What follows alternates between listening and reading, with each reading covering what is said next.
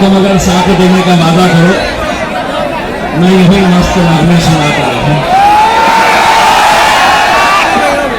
मैं नगमे सुनाने के लिए नहीं आया, मैं आपसे एक बात पूछने के लिए आया हूं, क्या आप मुझे साथ देने के लिए तैयार हैं? आप साथ देने के लिए तैयार हैं? यकीन मानिए, अगर आप लोग मेरा साथ दे दें तो ये गाने को मैं इस तरह से बता दूंगा कि तुम अगर साथ देने का वादा करो, मैं यही मस्त इनकी बात लगाता हूं। सुना है किसी ने कहा है कि ये सब मेरी जेब में है। आपको किसी ने कहा है कि इनको सबको मैं जेब में रखता हूं करके। मैं एक विदर्भा के अंदर जब स्टेज मैंने अगर खामोश बैठ गए तो नीचे वाले खुद खामोश हो गए। स्टेज वाले थोड़ा सा अगर नीचे बैठे कुर्सियों में बैठ गए आपने, तो वहां पे भी लोग खड़े हुए।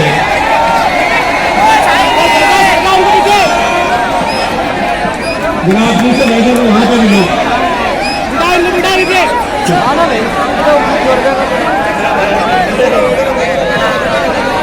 बालापुर में मैं एक ऐसी तकरीर दे रहा था, भाई कुर्सियां हटाइए। देखिए वक्त बहुत कम है, बहुत भगाते हुए हमने गाड़ी आपके बीच पहुंचे हैं। रास्ते पे जगह जगह पर बैठ जाए, आपने सलाम दुआ हो गए होंगे, मैंने कहा आप आ जाइए, बोल लीजिएगा तकरीर कर लीजिएगा, मैं फिर आपको बोलता हूँ।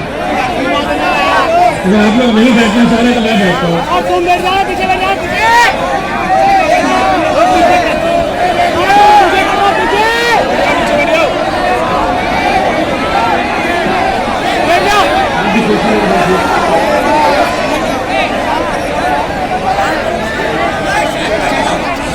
जलसा था, उस जलसे के अंदर मैं तकरीर कर रहा था, तो वहां के उम्मीदवार ने आके कान में मुझसे ये कहा कि साहब वो कांग्रेस के कैंडिडेट हैं, और उसने बोला ये मजलिस वाले जो है उनके पीछे जो सब लौंडे पोते रहते हैं, लौंडे पोते के इलेक्शन जिताते हैं।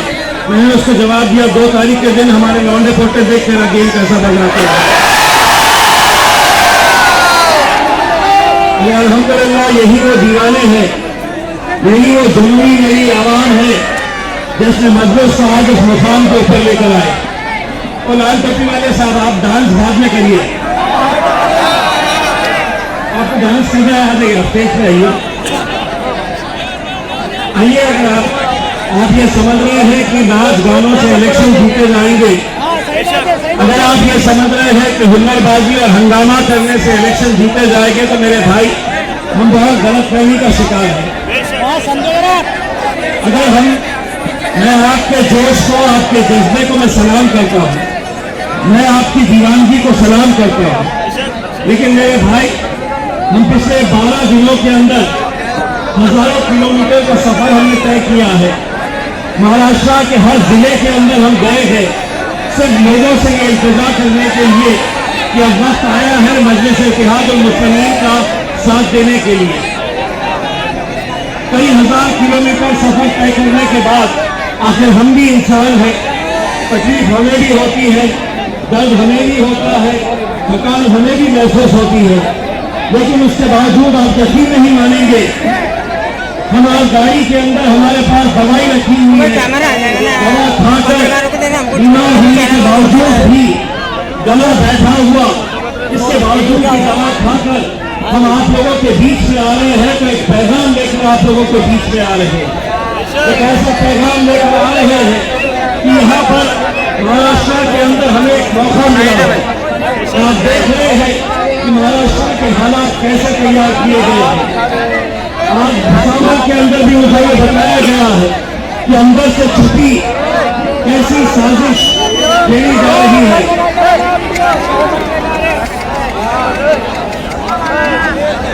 अरे बाता कम करो, बाता। तो यहाँ के जिम्मेदारों से अपनी नाराजगी का इजहार करना चाहता हूँ कि आप अगर ये समझ रहे हैं कि छोटी सी गली के अंदर आप ये जलसा मुनाफिक कर लें, तो जिस किसी ने भी ये फैसला लिया है मेरे हिसाब से या तो हमें सियासी सूझबूझ नहीं है,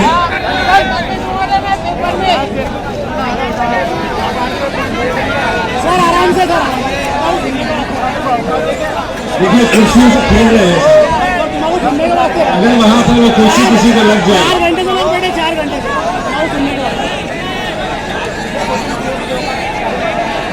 भाई कोई एक जिम्मेदार अगर वहां पे होगा, मेहरबानी करके देखिए, हमें कोई इलेक्शन इतना प्यारा नहीं है। हमें कोई इलेक्शन अगर हम हार गए चलेगा, लेकिन अगर किसी को जरा सी भी चोट, हमारे कोई इलेक्शन से बड़े नहीं हो सकते हैं। जिस तरीके से वो लड़के वहां पर हंगामा कर रहे हैं, यकीनन मैं दावे के साथ कह सकता हूं कि जो कोई भी खेल खेल रहा है, ये मजलिस ही हो नहीं सकता है, ये मजलिस का चलने वाला हो नहीं सकता है। मैं दावे के साथ कहता हूं, यकीनन हमने बहुत सियासी जलसे देखे हैं जहां पे जलसों को नाकामयाब करने के लिए कुछ लौंडे पत्तों को पैसे देकर भेजा जाता है। हो सकता है कि ये हंगामा करने वाले उन्हीं में से कुछ हो गए। यकीन मानिएगा, हमें इलेक्शन मायने नहीं रखता है मेरे भाई। इतनी स्पीड से गाड़ी चला रहे थे, हम उन्हें गाड़ी में बैठ के हाथ जोड़ रहे थे कि तुम्हारी जान से बढ़कर ये इलेक्शन नहीं है मेरे भाई। मजलिस के लिए तुम हमें अजीज है, इलेक्शन आएंगे, इलेक्शन जाएंगे, लेकिन आज एक पैगाम लेकर आए हैं मेरे भाई। दुनिया हमें देख रही है, महाराष्ट्र के अंदर हर सियासी पार्टी ये सोच रही है कि आखिर ऐसा क्या हो गया है कि महाराष्ट्र के अंदर मजलिस की एक आंधी चली पड़ी है, मजलिस का एक तूफान आया हुआ है, एक दीवानगी ऐसी जो मैं नहीं समझता हूं कि मैंने पिछले 10-12 सालों के अंदर देखी है। मैं सबसे पहले तो आप लोगों को बहुत बहुत मुबारकबाद देता हूं बिहार की कामयाबी के लिए। बिहार में जहां हर कोई हमें झुकता हुआ देखना चाह रहे थे, हमें खत्म होता हुआ देखना चाह रहे थे, लेकिन आप जैसे दीवाने थे, आप जैसे मजलिस से मोहब्बत करने वाले थे, जिन्होंने वहां पर हमें फतह दिलाई, और हम भी वहां पर जिस तरीके से मेहनत किए, दिन और रात, बहुत सारे ऐसे नौजवान लड़के बिहार के अंदर सुबह से लेकर रात तक घूम रहे थे, क्योंकि उन्हें मालूम है कि वो इलेक्शन में अगर हमें कामयाबी मिलेगी तो ये इलेक्शन हमारा आसान होगा, और ये इलेक्शन में हमें कामयाबी मिलेगी तो यकीन मानिए हर महानगर पालिका के ऊपर मजलिस का झंडा लहराएगा।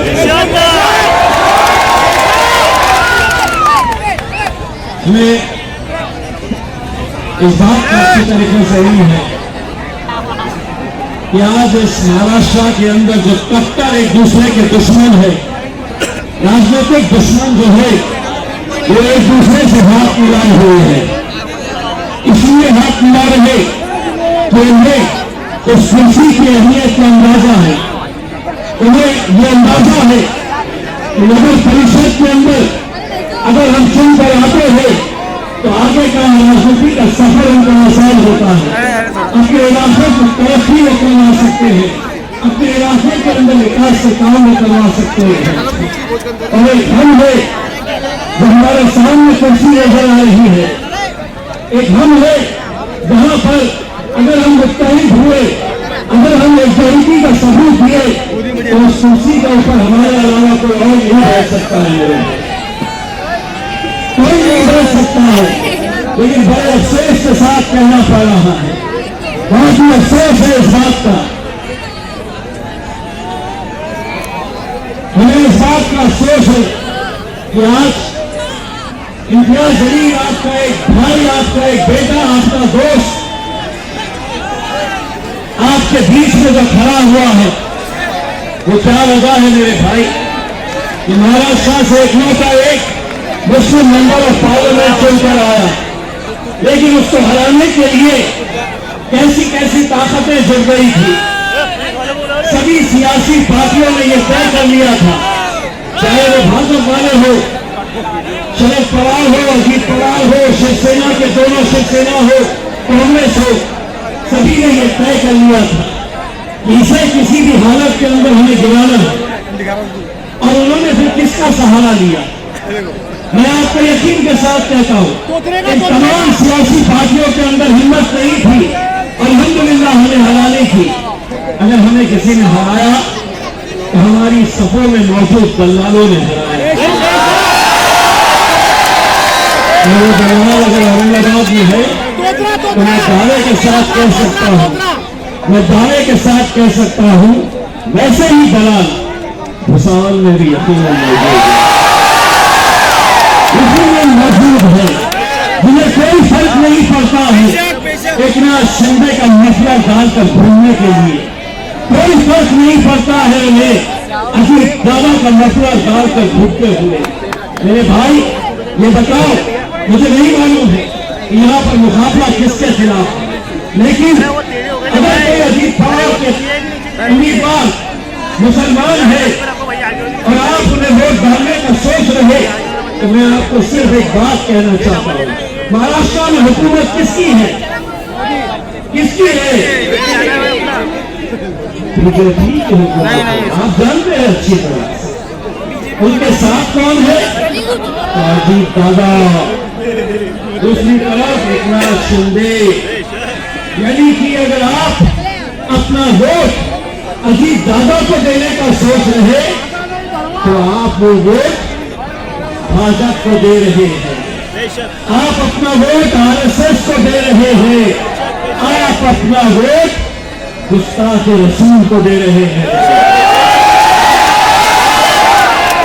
सियासत के अंदर मजलिस अपने ईमान का सौदा कभी नहीं करेगी मेरे भाई, इतना आप यकीन रखिए, कभी नहीं करेगी। हम कभी एक तरफ देखिए मुसलमानों का हाल क्या हो गया है, बच के हम किधर जाए इस सियासी जंगल में, समझिए, बच के हम किधर जाए इस सियासी जंगल में।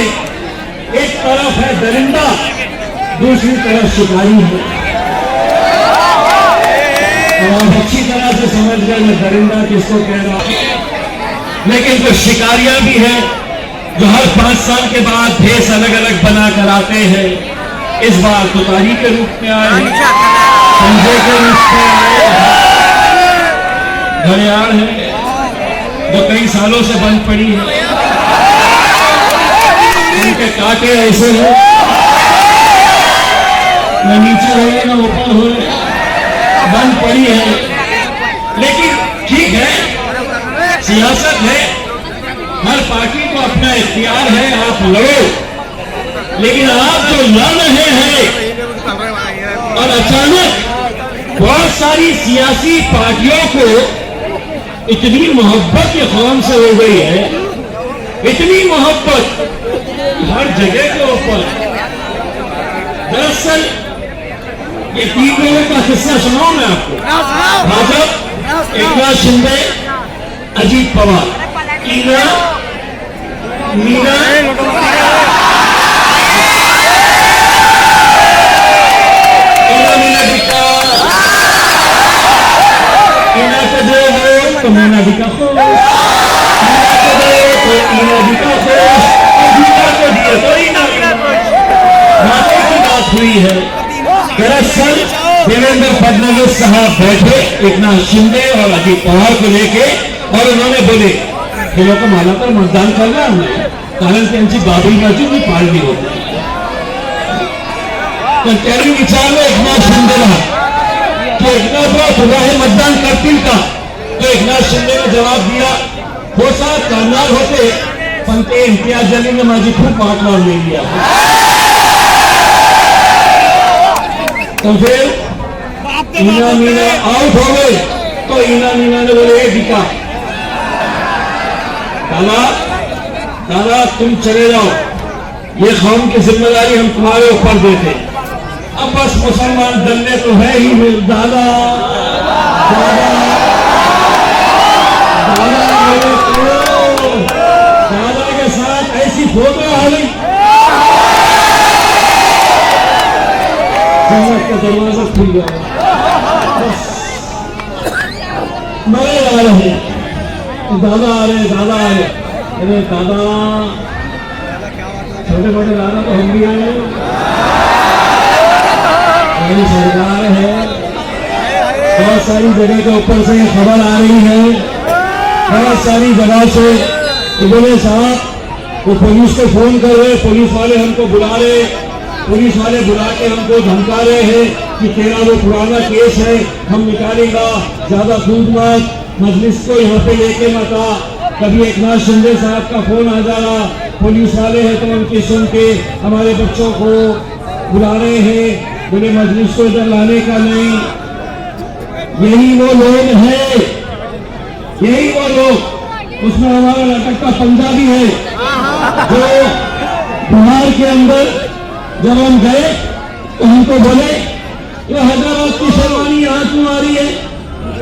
बड़े बड़े नेता वहां पर आए बिहार में और बोले मैं हैदराबाद वाले ओवैसी को यहाँ पे बिहार के अंदर कौन पहचानता है, क्यों यहाँ पर उनको कौन उनको वोट देने वाला है। अब हमारी फितरत ऐसी हो गई है सवाल, हमको कोई कुछ बोला ना तो हम रख रहे नहीं कुछ भी, ऐसा सीट सुने वापस दे रहे। क्योंकि अपन कांग्रेस को है नहीं गुलाम सुनने के लिए, न अपन एनसीपी के है न मशाल के है, बाकी दूसरे पार्टियों के गुलामों की आदत हो गई, कुछ भी बोलो बोले मालिक नाराज हो जाएगा। हमें को अपना मालिक एक ही, अपना मालिक बाकी ये सुनने तो बिहार के अंदर से बोले हैदराबादी अवैसी को बोलो हैदराबाद में रहो और बिरयानी खाओ, यहाँ पे आने की जरूरत नहीं। तो मैंने कांग्रेस वालों को बोला क्यों, तुम्हारे मम्मी इटली से आए थे, हमने कुछ बोले थे, तुम्हारा भाई हैदराबाद से आ रहा तो सारे को बड़ी तकलीफ, सारी तकलीफ कि नहीं वो क्यों आ रहा है करके। और अभी तो हम मजलिस का एक छोटा सा आदमी सा सिपाही आया है तो ये इतनी हालत हो गई है, 6 फुट 4 इंच की शेरवानी जिस दिन भुसावल में आ जाएगी तो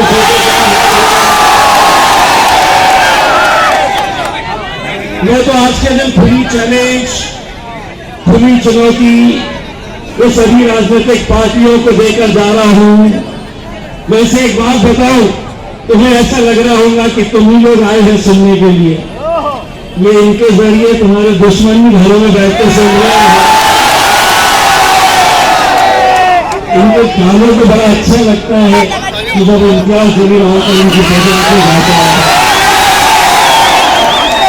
बड़ा अच्छा लगता है। और ये हमको छेड़ते भी है, हमको बड़ा छेड़ते हैं। मैंने परसों के दिन फुर्सत के अंदर एक भाषण दिया तो आज कांग्रेस के एक मुस्लिम लीडर ने दिया, राहुल गांधी के ऊपर ईडी की रेड पड़ती है, इन पर पड़ती है, उनके ऊपर पड़ती है, ये असदुद्दीन अवैसी और इम्तियाज जलील के ऊपर क्यों नहीं पड़ती है।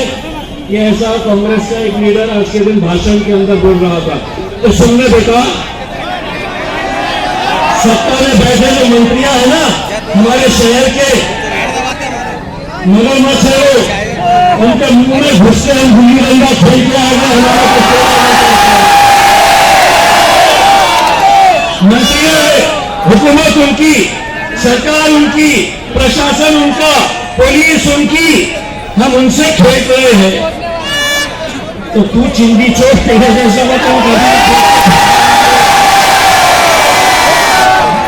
लेकिन एक बात मैं आज के दिन भुसावल में सबको, जो लोग राजनीतिक पार्टी के लोग, मेरे भाइयों मैं आप लोगों से विनती कर रहा, जो भी भाजपा का नेता होगा या फिर हरियाणा वाला होगा, ये वाला होगा, अमका होगा, डिमका होगा, इना मीना डिका होंगे, सबके नेताओं से एक बात पूछना, ये जितनी पब्लिक आई है इतने जमा करने के लिए 200-500 देना पड़ता है,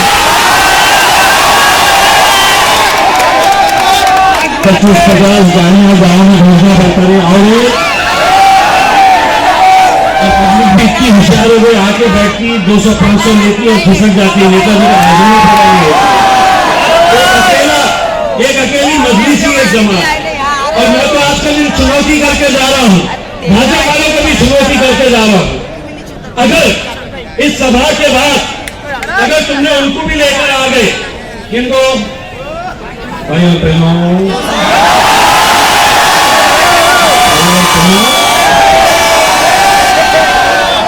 समझ में ना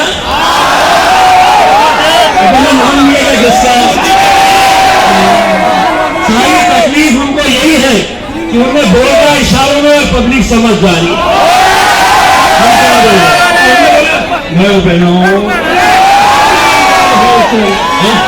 जैसा अगर यहाँ पर अगर हम खड़े रह के आपको कुछ नहीं बोले और हमने से ऐसा बोले, समझ में 2 तारीख के दिन यही करना है करके उसने, तो हम तो चुनौती करके जा रहे भैया, इतने जमा करके दिखा दो बस, बगैर 2-500 खर्चा किए, बगैर गाड़ियां वाड़ियां भेजे। मेरे भाई आपको मैं ये बताना चाहता हूं कि आज मुल्क के जो हालात हैं वो मुल्क के हालात से आप बखूबी वाकिफ हैं। और मैं जो जिले के अंदर आया हूं वहां पे अपने आप में एक नौजवान अपने एक साथी को अभी कुछ महीने पहले हमने गंवाया।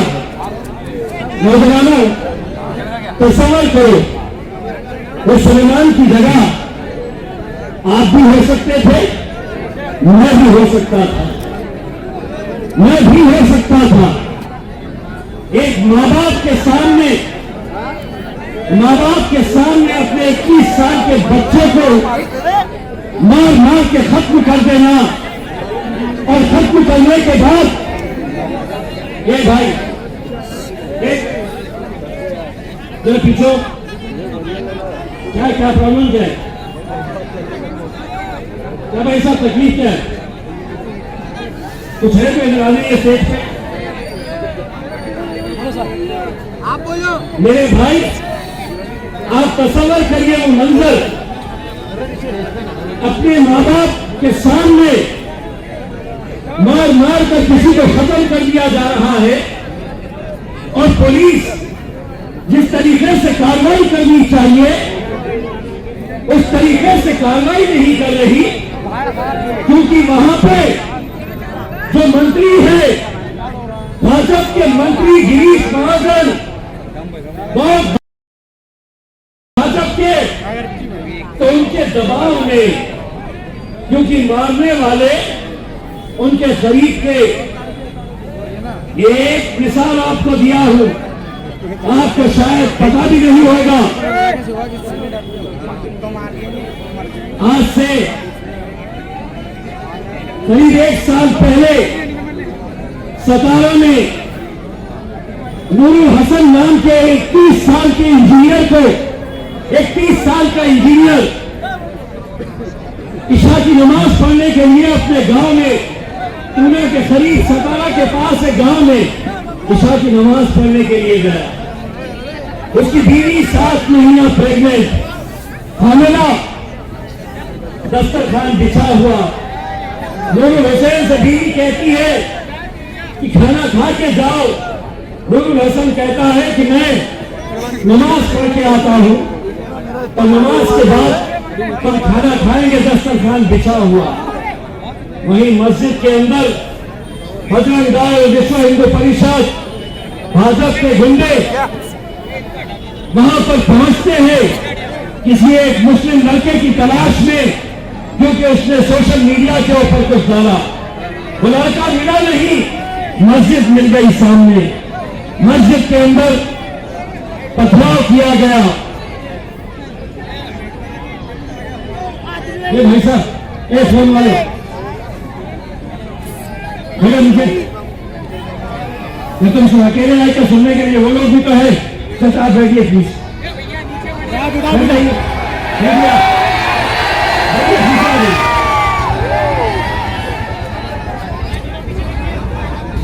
तो वह गुंडे मस्जिद के अंदर पथराव करते हैं। नूरुल हसन दरवाजे के सामने खड़ा हो जाता है चट्टान की तरह, कि ये गुंडे मस्जिद में ना आए, बुजुर्ग लोग नमाज पढ़ रहे और उसी मस्जिद में उनके वालिद दुबले पतले बुजुर्ग आदमी उसी मस्जिद के अंदर नमाज पढ़ रहे। गुंडों की तादाद ज्यादा, धक्का देकर दरवाजा तोड़ते हैं। नूरुल हसन बोलता है वहीं पर बड़ी फर्शी पड़ी थी, वहां पर मस्जिद में काम चल रहा था, वो फर्शी उठाकर नूरुल हसन के सर पे मारते हैं। एक लड़के के हाथ में रॉड था, वो रॉड से उसके सर पे नूरुल हसन उसी मस्जिद के अंदर मेरे भाई दम तोड़ देता है। तसव्वुर करो वो बाप जो मस्जिद में नमाज पढ़ने के लिए आया, अपने बेटे की लाश देख रहा है वहां पे।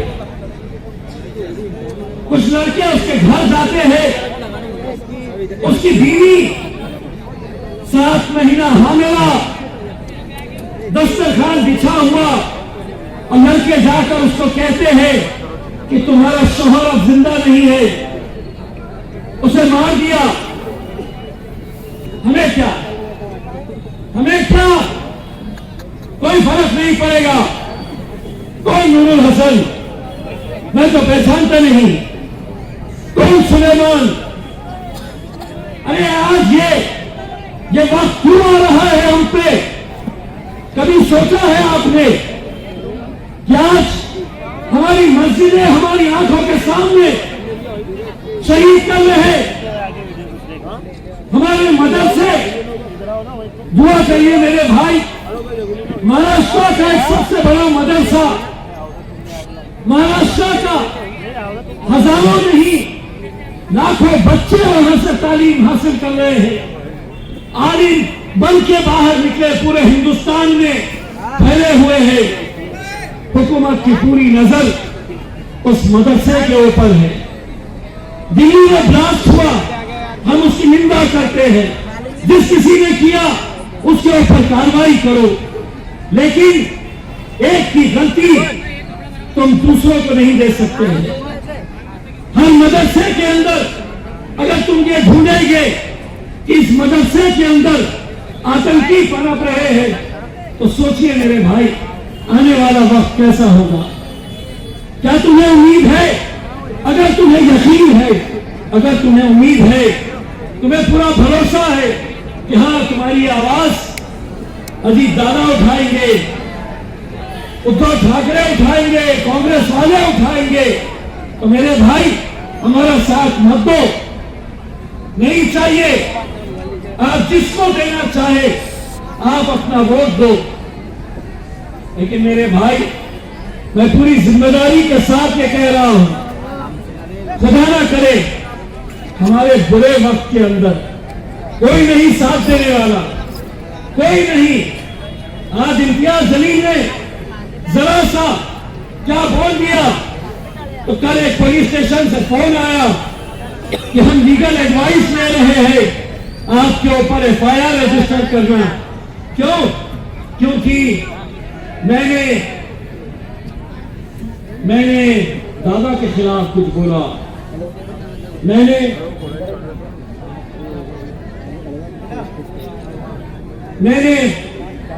एक ना, मुझे टाइम मालूम है, घड़ी मेरे हिसाब से चलेंगे, आपके हिसाब से नहीं।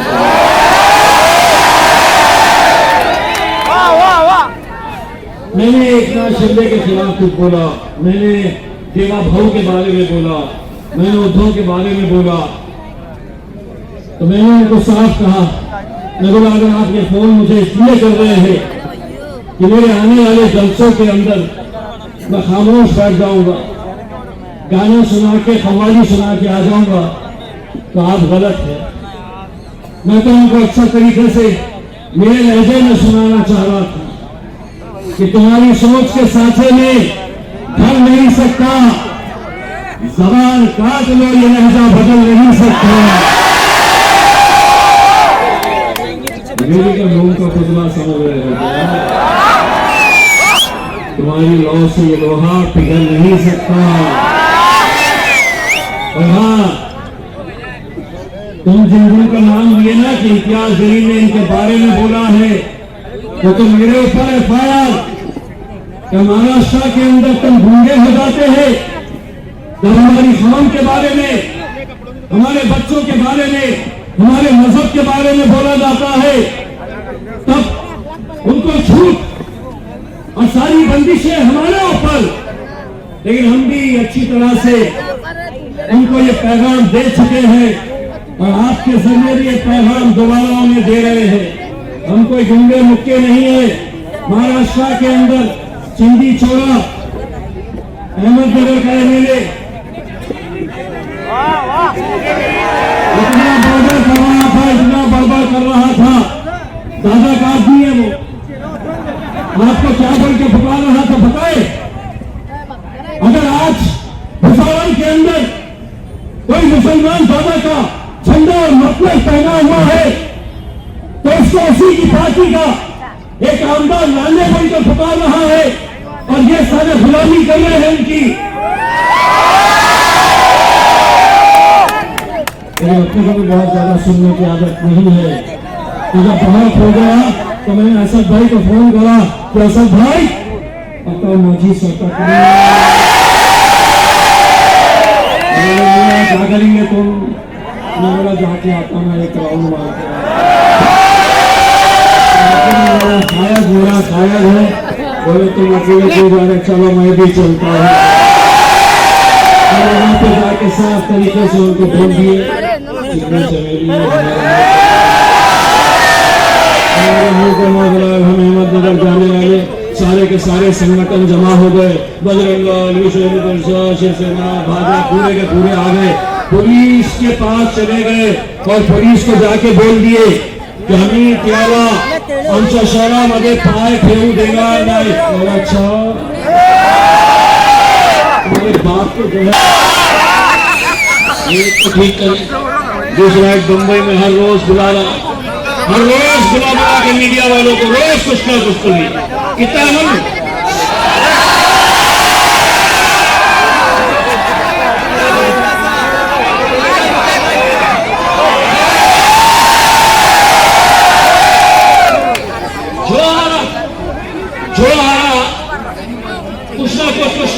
बोल के चला जा रहा है और उन्हें ऐसा लग रहा है इनके तरफ से तो कोई बोलने वाला है नहीं। अब हम उनको बोले मेरे भैया अच्छे तरीके से समझ ले, तुम तो यहाँ के चिंगे मिंगे हैं। हम लोग दिल्ली में गए थे और बाप को नहीं छोड़ कब तक हम खामोश बैठेंगे। इतने सालों तक ये बोलते थे ना, और आप क्या करते थे, आप सुनते थे। लेकिन अब हम भुसावल के आवाम की तरफ से उन सभी को एक पैगाम देना चाह रहे हैं। मीडिया वालों यहाँ पे कम दिखाओ, तो हीरो तो है नहीं, हमारे हीरो भी खड़े हुए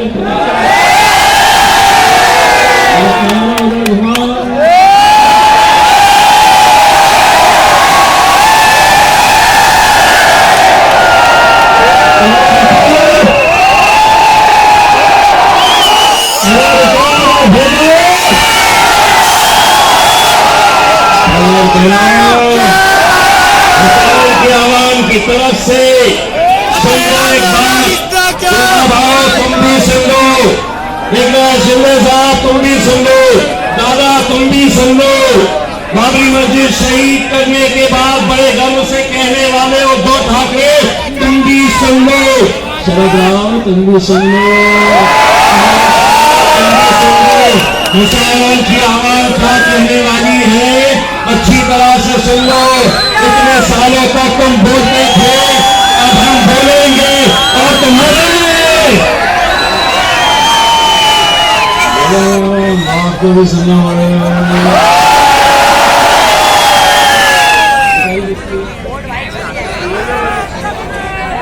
शरद राव को बोल, हमारे बात को भी सुनना पड़ेगा। हम बोलेंगे और तुम्हारे भुसावल में खाने को क्या मिलता है, मांडा गोश्त।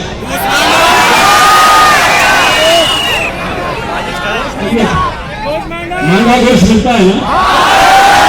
शादी वाले हो नहीं रहेगा, खाना खाए नहीं रहेगा। जोर से बोलो,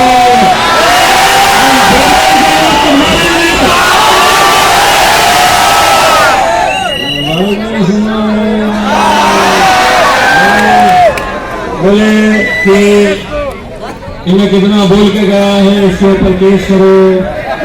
केस होता क्या? ये नहीं होता। कानून सबूत मांगता है। सबूत है क्या? आधा हिंदी बोले, आधा इन्होंने बोले। पुलिस के हाथ में क्या लगता?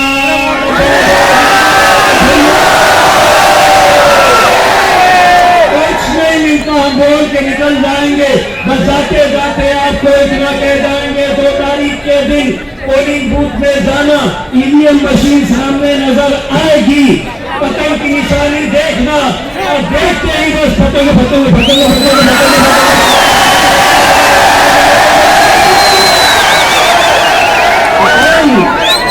3 तारीख के दिन इंशाअल्लाह भुसावल के साथ पूरा हिंदुस्तान जश्न मनाएगा।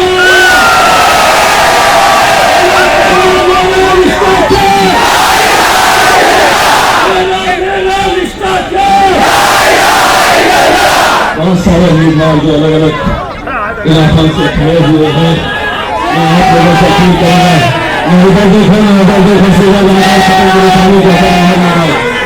मुर्शिदाबाद नगर परिषद में 4 उम्मीदवार हैं, नजमा हबीब, तस्लीम पुजारी। मुर्शिदाबाद 4, भुसावल में 6, 10 तो हो गए, 10 तो यहीं पे हो गए हैं। बस आप लोग जुड़ो, इंशाअल्लाह इतना बड़ा जश्न मनाएंगे 30 तारीख के दिन, इनके होश हो जाएंगे।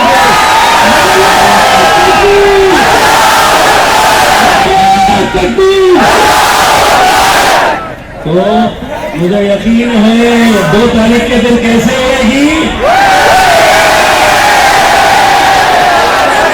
पहला मेरा रिश्ता था। हाथ तो पहले बैठे हाथ के टुंडे हाथ नहीं उठा सकते, हाथ उठाओ।